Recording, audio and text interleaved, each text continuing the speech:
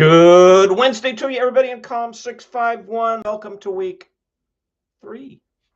How you doing? I hope everybody's staying warm. What's going on with this hat here? You know, everything's backwards when you're looking through the camera. Staying warm with this interesting weather through some parts of the United States. I don't know how things have gone there in Virginia, but here in the Midwest where I am, it is cold, man, cold. Which well, first and foremost, let's get this started right.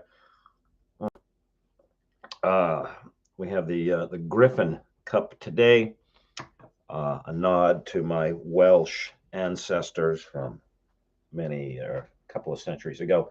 But anyway, very cold here in the Midwest. One of the ironies for me is as it's cold and I spend time indoors, it aggravates my allergies because one of my main allergies is dust. Most dust, if you don't know, is composed of human skin. I mean, unless you're in an area in which there's a lot of soil blowing around. And living off of that human skin are small creatures, mites, and they eat that human skin. And the waste products, no easier way to put it than their feces are excreted, which contain a protein to which many people are allergic, including me. So if you're indoors and your allergies flare up like mine, you can see even my eyes feel a little puffy today. Odds are, if it's not a pet, which is also a reaction to a protein, it might be the protein in the secretions from dust mites living on your skin. The more you know. Okay, let's take a look at week 3, what we're going to do, and then let's go back and look at what you did in week 2. Now, at this point, everybody is settled into their teams for their semester project. I've been checking, popping in and out of your workflow. 2 of you, team-wise, are using Asana, and 1 is using Monday, and that's fine. And you've, looped me in on all 3 cases. Great.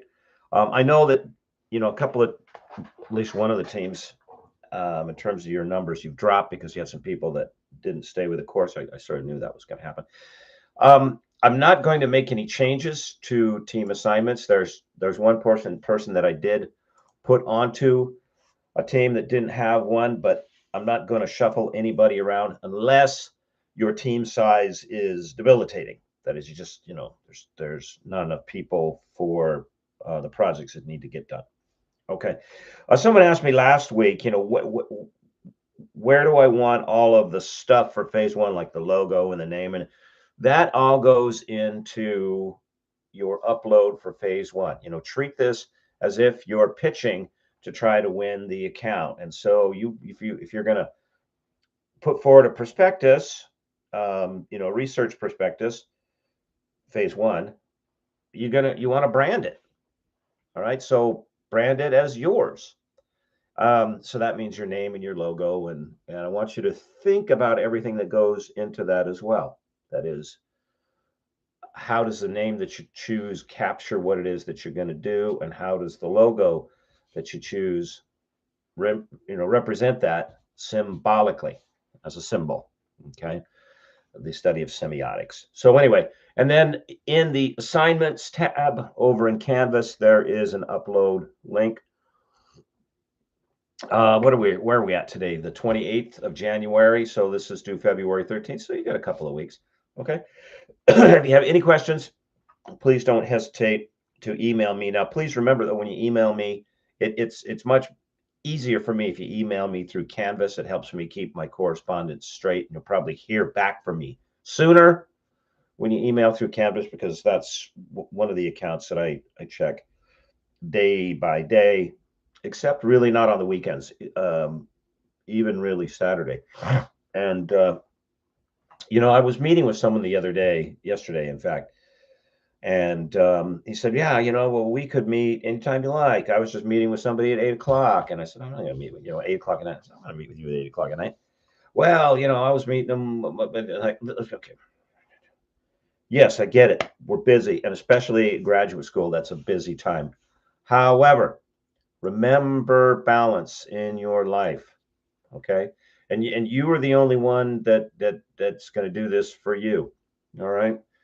So, with that in mind, I stay out of the office if I can on the weekends, and I almost absolutely stay out. Sorry, my eyes are very itchy. On Sunday, typical Sunday, I get up, I go to mass, have breakfast, um, and then spend some time reading, spend some time with my children, um, spend some time cooking and prepping things around the house. But I don't spend time in the office. I try not to spend time in the office, and I encourage you to do the same as much as you're able. Okay, all right. So good progress on your group work. Let's take a look at this coming week. We're gonna plunge into the question of ethics, and there is in that space there is a reality that we in the communication business, and especially in the public relations slash or the public side of communication, which is where many of you are headed. I don't mean PR, but I mean the public side, because you're doing a strategic communication degree. We have to plunge into and admit there is a dark side to our business, a dark side that we as practitioners initiated intentionally and turned loose within the public. Its effects are still present today. Some of the techniques that gave rise to this dark side are still used. And as Christian communicators, it is imperative. Number one, we know a little bit about this history. Number two, we know what these tactics are, and including sort of a subset to that. What are the fundamental underlying presumptions that drove the development of these tactics? Number three, know who it was that initiated it, and then number four, know how to recognize them when we see them in the presence, and either have nothing to do with them, or better still, say, whoa, hey, time out.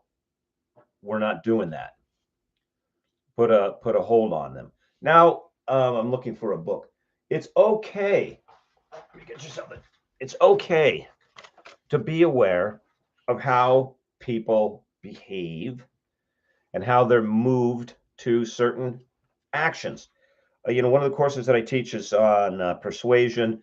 And if those of you who haven't had me in that course, I cannot recommend enough works by this author, Robert Cialdini. Okay, and this was his first work, Influence, Science, and Practice. He's gone on to release several others. In these works, Cialdini goes through how it is that people process information and what sort of stimuli and response make up the decision process. Understanding those and understanding how they work is, in my opinion, as a Christian communicator, is akin to understanding the language that a people speak. I mean, I would never dream of showing up to give a presentation in a room full of English speakers and start speaking French or German or Italian or Latin or my very, very, very limited Arabic. That's not the language they speak. So guys like Cialdini, who try to walk you through the language of the brain and the action of the individual, okay, fine. What you're going to take a look at this week, there's a documentary. You're only going to watch part one that I want you to watch. It's about an hour long, so bring some snacks. It's called The Century of the Self, The Happiness Machine, and it's going to take a look at the origins of what becomes public relations and crisis communication, or organizational communication, and some of the individuals who were key in that origin. And it's not an exalted history. It is not in accordance with a Christian worldview and a view of the individual. Absolutely not. Our business, I mean, you got to know this, okay? Our business was born, and even the study was born in a time in which there was not only serious decline in the practice of the faith, but actual active, directed pushback and demolition of Christian principles applied broadly through society and personal ethos and the 20th century was even the 19th century. If you take a look at the major patterns and camps of thought, the various isms that popped up in the 19th century, the 1800s, communism, socialism, anarchism, ism. Christianity did not do well. And again, you have to admit, as a Christian scholar,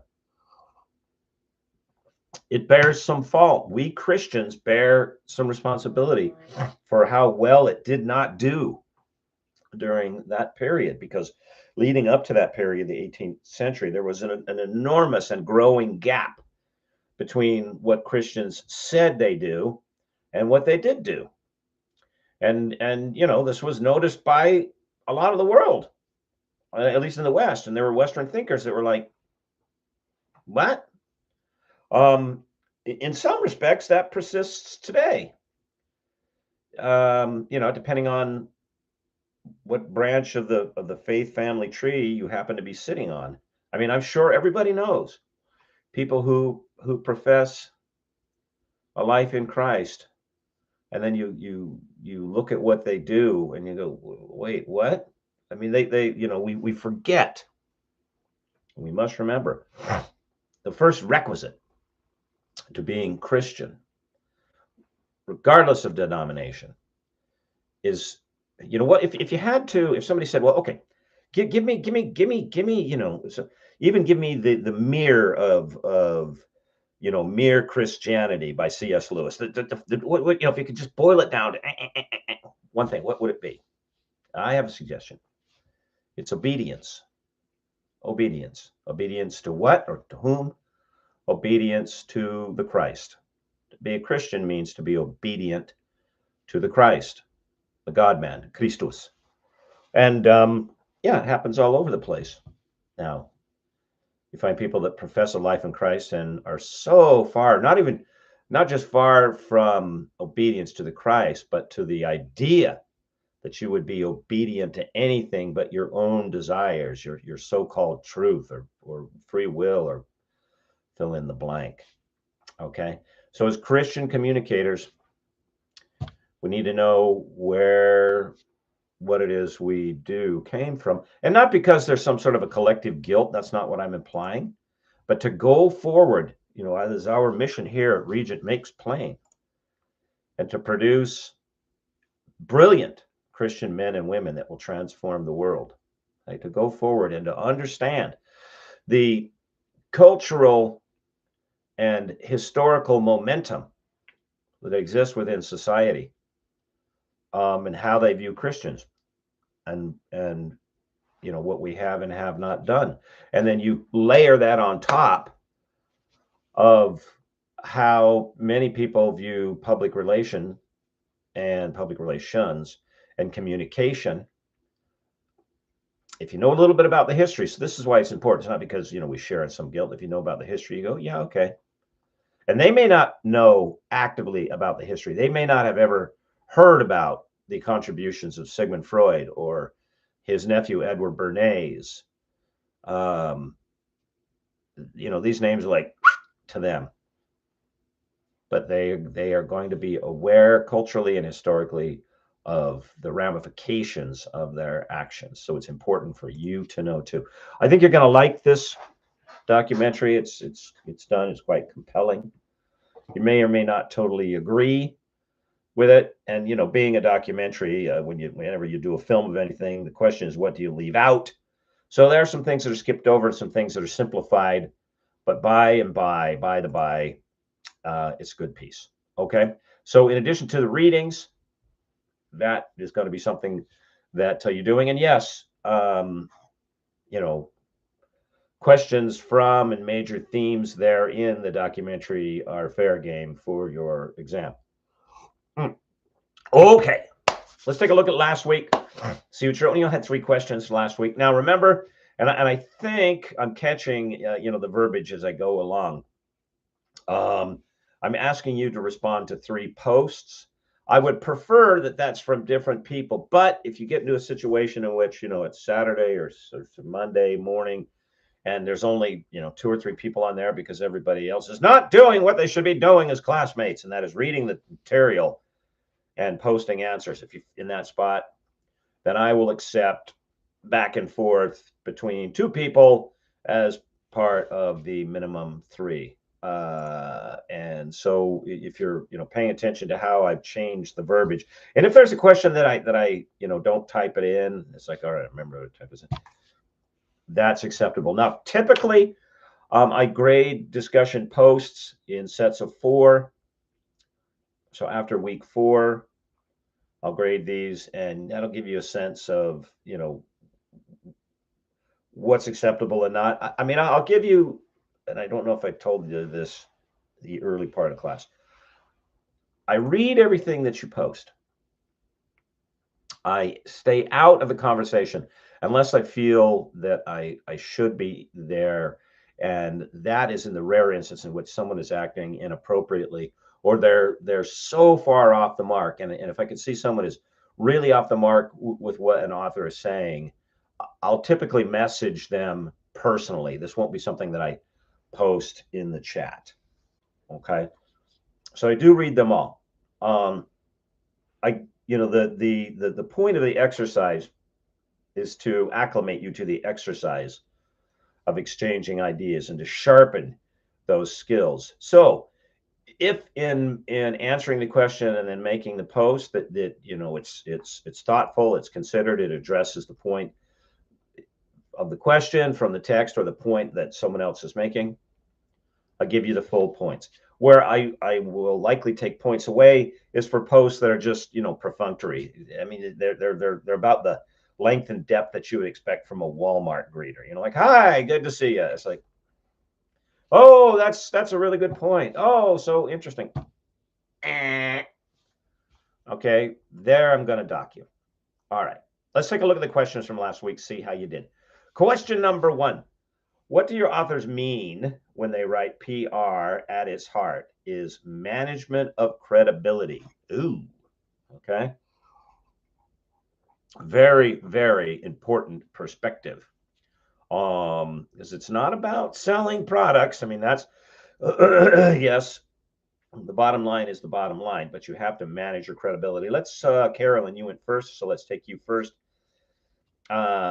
Stack cites Mark Hickson calling PR the management of credibility and speaks to the concepts of relationships, reputation, trust, and confidence. By the way, and I'm not picking on you, Carolyn, I want you to scrub almost entirely from your vocabulary the use of the word concept. That word is tremendously overused and misused. Concept means exactly what it means. It means the consideration of. So when you're talking about A, an actual practice, or B, a position on a practice, that's not a concept. Okay, so you, and by the way of your writing, and I'm not picking on you, Carolyn, but I see this a lot. By the way of your writing, you don't need an additional qualifier in front of the noun. Okay, you can just say, cites Mark Hickson calling PR management of credibility. And in doing so, he is dealing with the importance of relationships, reputation, trust, and confidence. Something. Okay. You don't need the additional modifier in front of the noun. But let's proceed. He touches on the fact, and oh, I'm sorry, Carolyn. I want you also to be very careful about how you use that word, fact, because it's rare. It's a rarity when we're dealing with fact.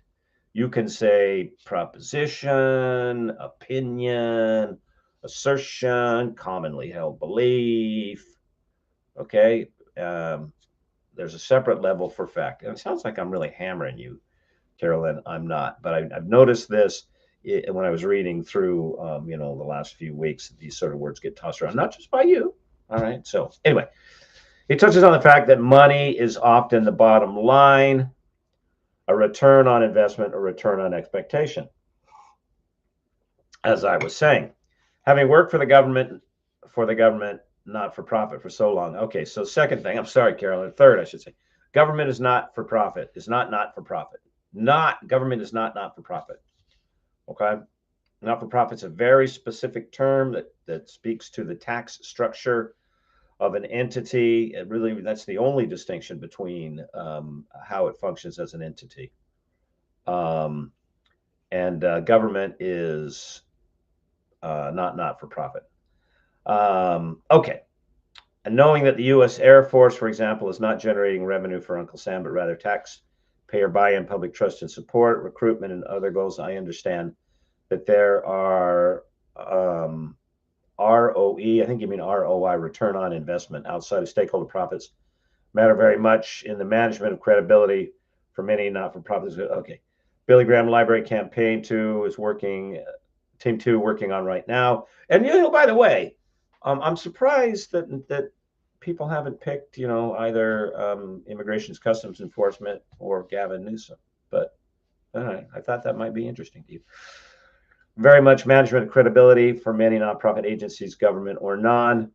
The Billy Graham Library, it's a good example, although not for profit. Billy Graham Evangelistic Association has donor funds to manage and has to draw interest to support of the library in order to continue maintaining it. Stack says that PR is about an excellent beginning point is offered by Cutlet Center in Broome. Public relations is a management and function that identifies, establishes, and maintains mutually beneficial relationships between an organization, various publics on whom its success or failure depends. Okay, I'm going to stop here. Now, Carolyn, your work is always really well considered. Take note, everybody. What I want you to do is work hard to get to the heart of the answer, the nub of the question, as quickly as possible. All right, because when you write, a number A, when you're giving presentations, and a private sector, whether that's for profit or not for profit, they tend to be very impatient. I mean, fortunately, I have not been on the sending end of this. Maybe that's just dumb luck, but I have been in the room watching presenters in a variety of situations, pitch their services, pitch their products, pitch what we were going to do next. And it was so layered before they actually got to the here's what it is and here's what we're going to do, that I have seen high-powered, high-end listeners to these pitches just cut them off and go, yeah, that's really interesting. And they hadn't gotten to the point yet. Yeah, that's really interesting. I'll tell you what I think we're going to need to do. We need some time to step back and consider the fullness of this. We'll get back to you. Bloop. Whoa. So when you answer these questions, try to get to the nub of the question as quick as you can. Madeline, let's see how you did. In our readings this week, Stack feeds off of the management of credibility definition. Okay, that's a weird way to put it. Stack mentions that public relations is a standalone sector of communication with management functions, and that it identifies, establishes, and maintains mutual beneficial relationships between an organization and various public on whom its success depends. Moreover, in public relations, professionals are to use their skills. Okay, you don't need a verb and then an infinitive. Are to use. How about just use? Just a single verb. Use their skills to select and create ways to advance the organization through communications program, research goals, campaigns. Okay, stop. I'm sorry. Answer the question, everybody. Okay, what is it? Okay. What do the authors mean when they write? PR is at heart the management of credibility. They mean what your answer should begin with. They mean this, not which author you read wrote it, not from whence they drew it. What do they mean? What does it mean? I'm not angry. I'm just animated. Here's what they mean. Okay. It doesn't matter how much razzmatazz, how much flash and pizzazz you associate with a product or a process when released on the market, if people do not trust from whence it comes, period. If the credibility of the producer, whether it's a product or service, is in question, doesn't matter. I'll give you as an example, because I followed this closely. I even wrote an article about it. What happened to Bud Light? They hadn't changed one drop of the formula of that beer. I mean, by the way, which is something I don't drink. I don't drink beer to begin with. I have a gluten intolerance, and when I did drink beer, I don't drink beer that doesn't taste like anything. So, I don't have a dog in this fight. I don't care what happens to this beverage. However,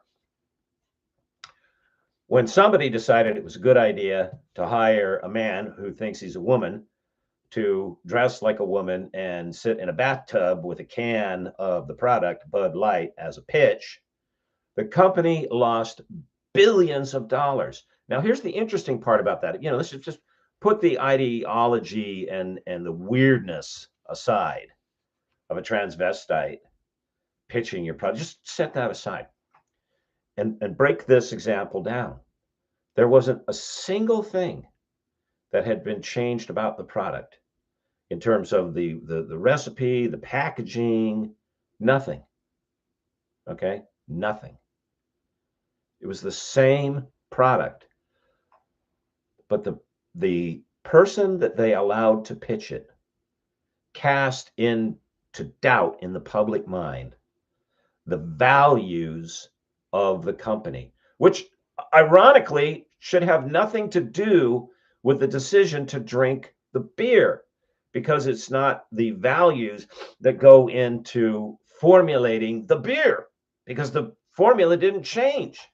It's not like, Bud Light now 50% more gender fluid or transvestite than before. No, the credibility was damaged because the public perception of the ideological position of the company had fallen, and they lost billions of dollars.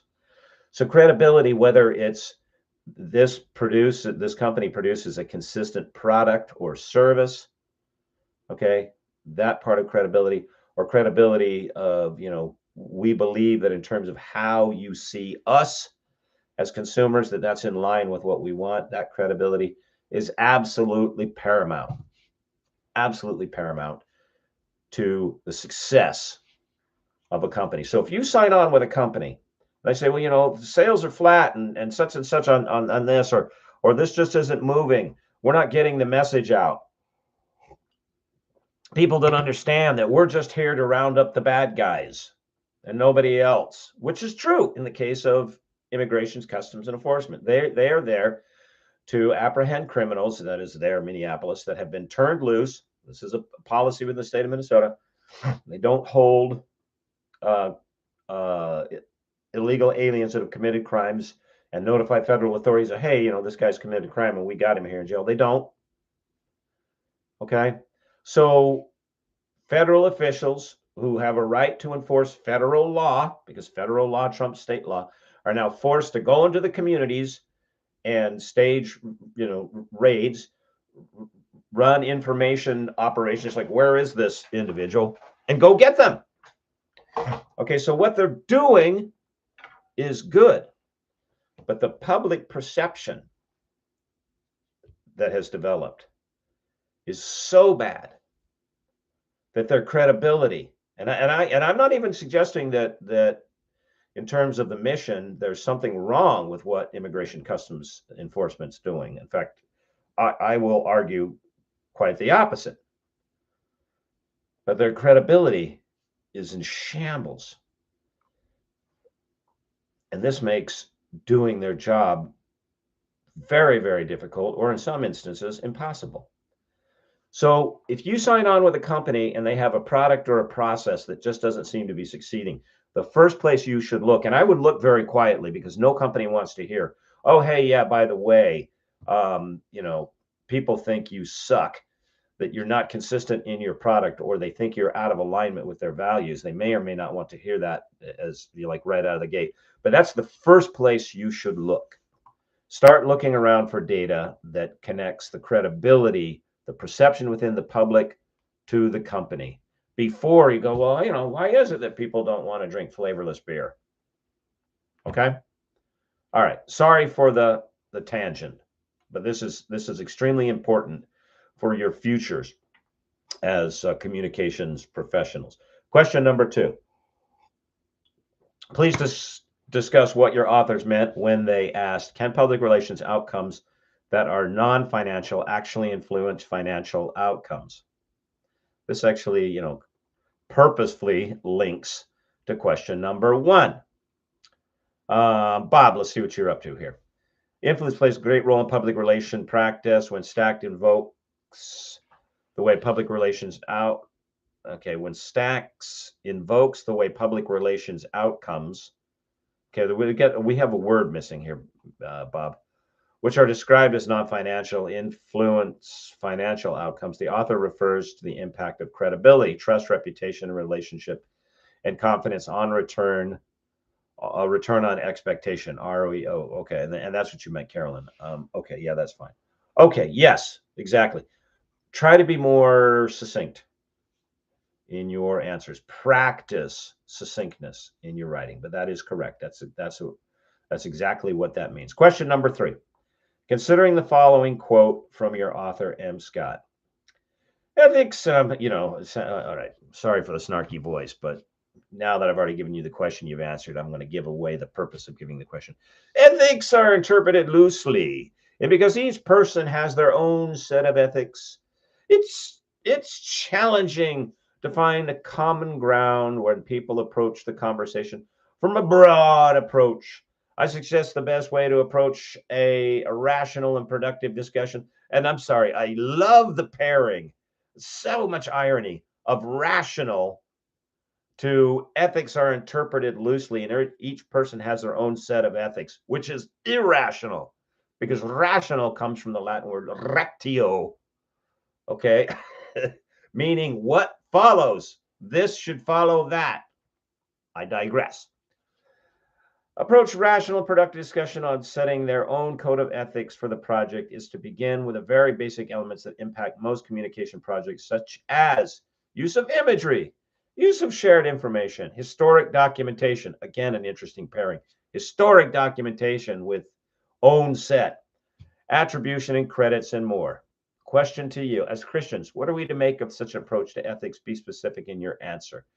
Marcel, you went last. Let's take you first. God's perspective on the flexible nature of ethics speaks to how we navigate in communication in today's world as Christians.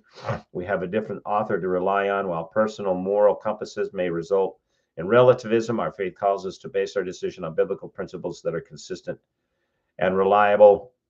Scott's suggestion to start with basics like imagery, sharing information, documentation, attribution is a helpful reminder that we can show integrity in a very real, practical way. It means, for me, that means asking not just, is this acceptable, but does this honor God and show respect for those involved? And okay.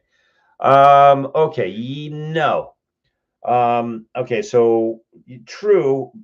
Okay, and before I, because we're running long on this video, so instead of reading more, let me get right to the point. All right. As Christians, we should look at this for the stinking mess that it is. That is this statement. And we should just say, yeah, no, that's a hard no. All right. We are not going to, number one, navigate the world on a boat of relativism. Number two, we're not going to treat other people in that way. And as such, number three, and this is given away in the tail end of this quote. Okay. Most communication projects, such as use of imagery, use of shared information, we're not going to create images and narratives that continue to feed relativism, because relativism goes nowhere good. Relativism goes to chaos. And as Christians, from the beginning of Genesis, you're not going to preach, you're not going to evangelize to your clients. Okay, this is something that goes on here. I mean, this is Gospel of Mark stuff, in which Jesus is yet again speaking in parables, and his disciples, his apostles, are going, what now, what is he talking about? Mustard seeds and fish, and are we making 5,000 sandwiches again? Oh no. And Jesus is like, okay, time out, come over here. And he explains to them, he says, look, I'm gonna speak to these people in parable, because if I don't, they don't listen. I'll explain this one to you, and it's the parable of the sower. But from here on out, parable. Everybody understand? No, you're not making 5,000 meals again. Okay, so this is something that's happening internally as you deal with clients, and maybe between you as professionals in the business. You're not speaking it to their face because they don't have ears to hear it. That starting from Genesis, that chaos is opposite of God. That the very nature of God is the opposition of chaos. From nothing to something, from absolute just scattered, nothing is formed into anything, to formed into some things, the universe, the planets, the creatures, humanity. God is the unmoved mover, the organizer of all organization. The heart of our Christian faith is the statement that there is an organization to the world, and as such, to be happy, we ought to emulate organization. And relativism is moving in the exact opposite direction. Okay, I want you to be aware of this. Well, whatever makes the crowd happy and sells the potato chips attitude that permeates our business, and it is our duty to push back. And you're gonna have to be sneaky about it. You're gonna have to come out. We actually have a term for this. We call it indirect communication. You're gonna have to come about this indirectly, because if you come about this directly, people may not have ears to hear. And goes the off switch, and we're not going to get anywhere.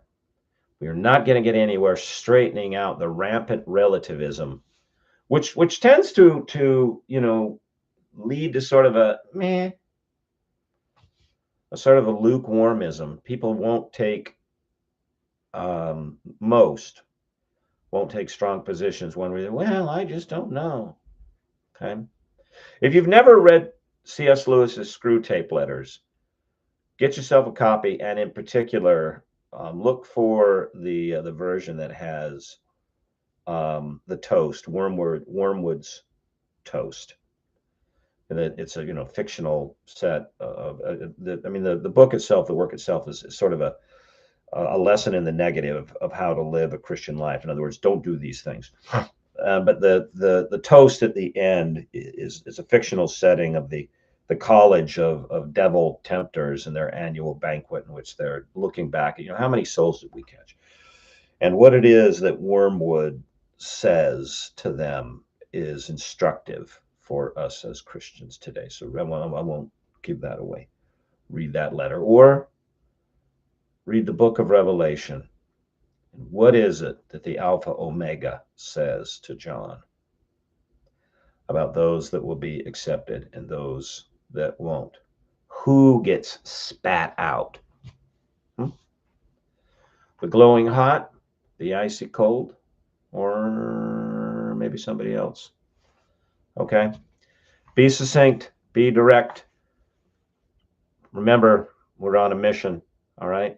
Keep up the good work. Okay. If you have any questions about your projects, send them to me. I am popping in and out of Asana and Monday to watch how it's going. All right, everybody. Good work. Good luck. I hope you enjoy the documentary, and I will see you on Canvas. I think about you. I pray for you. Take care. Bye-bye.